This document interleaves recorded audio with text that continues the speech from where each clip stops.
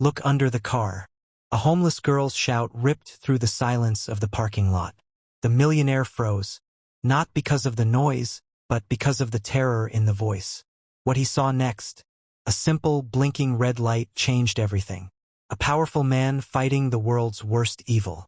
An unseen enemy waiting for his final moment. And one small, forgotten child who refused to stay quiet.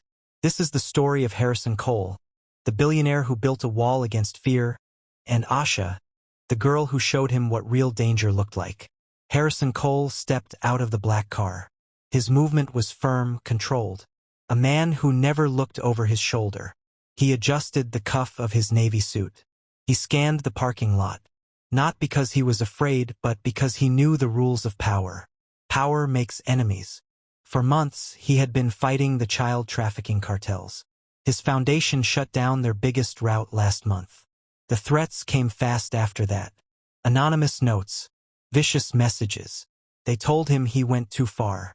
Harrison dismissed them. Criminals always threaten. They rarely act. He refused to live like a scared man. But today, the tension was different. Felt real. He approached his own car. A strange smell hit him. Metallic. Oily. It didn't belong in this clean parking structure. He stopped beside the driver's door. The silence between the passing footsteps felt too heavy. A subtle pressure sat on the back of his neck. Like invisible eyes were watching him. Harrison frowned. He hated this feeling. He wanted to turn to check the shadows, but he resisted. Giving in to fear was a loss. He opened the car door. He placed his expensive briefcase on the passenger seat. He slid one leg inside, settling into the leather seat. That smell came again, sharper this time. He leaned out, his eyes narrowing. Years of walking into dangerous rooms, of negotiating with monsters, whispered one thing: something is wrong. He almost dropped to check the undercarriage. But his phone buzzed. A text from his security chief. An urgent briefing. Harrison sighed. Later, he muttered. I'll check later. He reached for the ignition. A tiny, desperate gasp came from behind him. Harrison froze, his heart slamming against his ribs. Slow, soft, bare footsteps shuffled closer. He turned, ready to dismiss a beggar. He expected a quick request for change. Instead, he saw a little girl. Thin, black, trembling violently. She wore a dirty white t-shirt, 2 sizes too big. Her hair was a tangle of knots.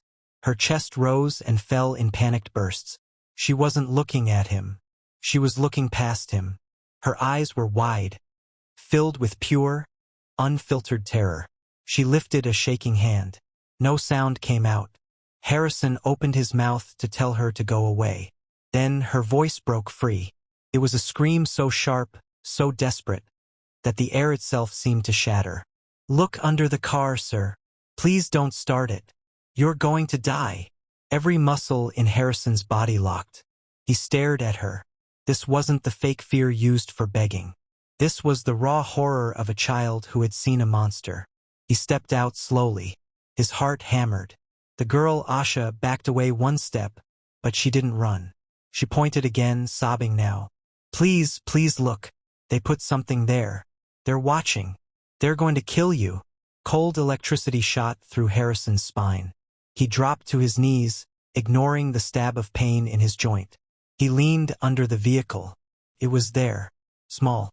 Rectangular. Strapped cleanly to the frame. Wires neatly taped. A red light blinked steadily. It was professional. It was silent. It was lethal. He recognized the mark immediately. It was a signature he'd seen in his security briefings. Cartel marker. A bomb designed to send a brutal message. We can reach you anywhere.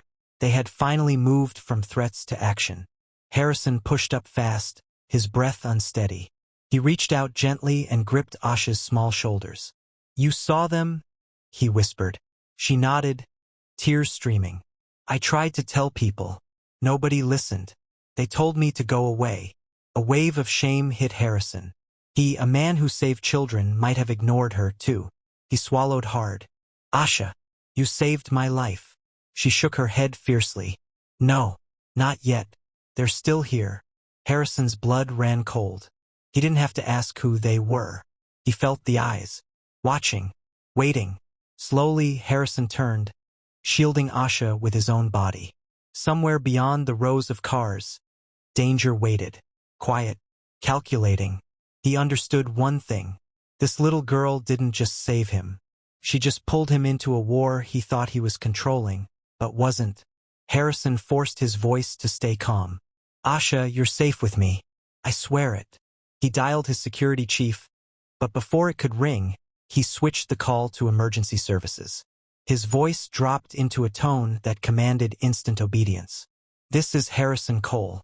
I have an explosive device under my car. I need the bomb squad, tactical units, and detectives immediately. Suspects are likely nearby. The operator barely managed a reply before Harrison hung up. He guided Asha behind him. He wasn't hiding. He was protecting. The weight of her trust was heavy on him. She was a child with the courage of an army. Sirens screamed closer. Police cars swung into the lot. Officers spilled out, weapons drawn, ordering civilians back. A tactical team rushed toward Harrison's car. A police detective approached Harrison. Mr. Cole, are you injured? No, Harrison said. He pointed to Asha. But she is the one you need to speak to. She saw everything. Asha clutched her hands. The detective knelt down. Sweetheart, can you tell me what you saw? Two men, Asha whispered. Masks. They came early when it was still dark. They whispered. They said his name. She pointed to Harrison. The detective's face hardened. This was a targeted hit. The bomb technicians confirmed it fast. Professional device.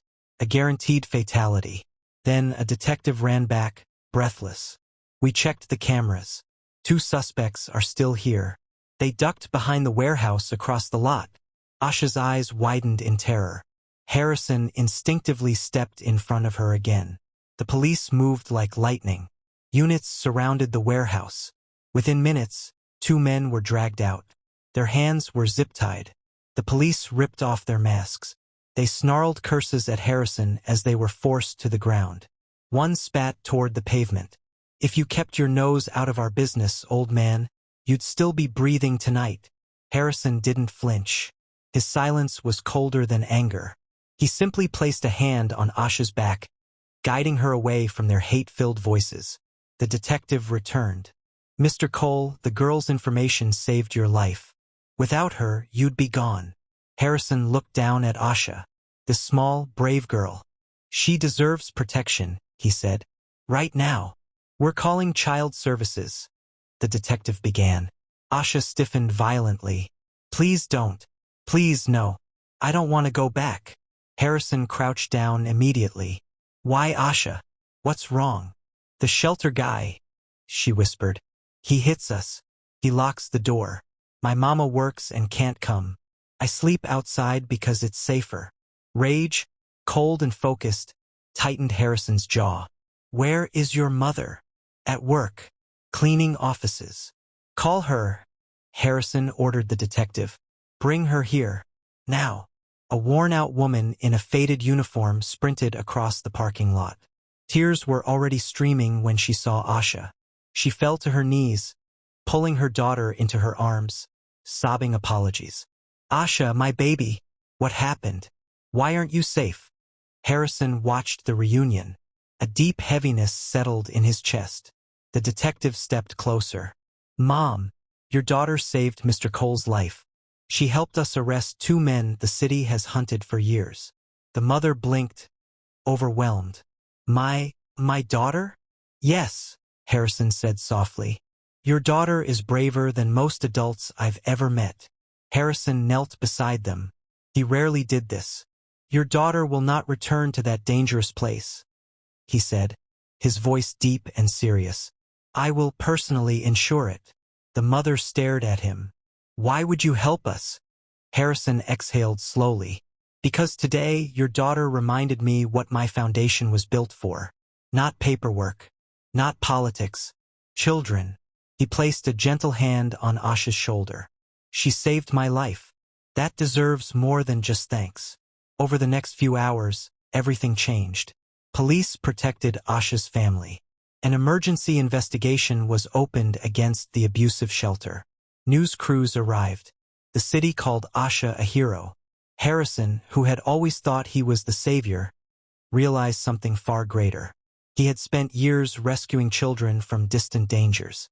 Today, a child rescued him from a danger he never saw coming. By evening, Harrison offered Asha's mother a position at his foundation. Proper pay, housing assistance, full protection. Asha's eyes lit up when he promised she would have tutors, safety, and a future no one could take away again. She hugged him one last time, small, shaken, but grateful.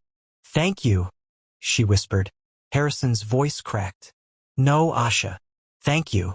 Because one little girl had done what trained men and high security could not. She saw the danger first.